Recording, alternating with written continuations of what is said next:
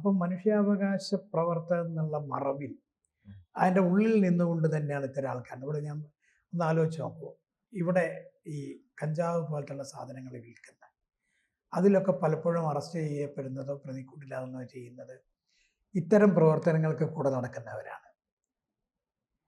അത് വളരെ ചെറിയ കാര്യമാണ്. വലുതാണെങ്കിൽ പോലും ഇതേപോലെ തന്നെയാണ് ഇതിന് കൂട്ടു നിൽക്കുന്ന ചില കക്ഷികളുണ്ട്. അതേപോലെ ഇത്തരം പ്രവർത്തനങ്ങൾ നടത്തുന്ന SDPI പോലുള്ള ഭീകര സംഘടനകളുണ്ട്. ആ ഭീകര സംഘടനകളിൽപ്പെട്ട ആൾക്കാരാണ് മനുഷ്യാവകാശ പ്രവർത്തകർ എന്ന് പറഞ്ഞ് നടക്കുന്ന ധാരാളം ആൾക്കാർ. അതിൻ്റെ മറവിലാണ് അവർ പ്രവർത്തനം, മനുഷ്യാവകാശം നേടിക്കൊടുക്കുന്നത്, സേവനം ചെയ്യുന്നത്, ഇത്തരം കാര്യങ്ങൾ. ഇതുപോലെയാണ് ഇപ്പം ഈ വീട് തകർത്ത സമയത്തും ഇവരിനി അതിനുവേണ്ടി വരും. അവിടെ രാജ്യദ്രോഹം നടത്തിയവൻ്റെ വീട് തകർന്നുകൊള്ളാല്ല കാര്യം. പക്ഷേ ഡിപ്പാർട്ട്മെൻറ്റ് വലിയൊരു കാര്യമല്ലേ ചെയ്തിരിക്കുന്നത്. അതവിടെ മാത്രമല്ല, ഇതിൽ ആരൊക്കെ ഉണ്ട് അവർ മുഴുവൻ തകർക്കണം.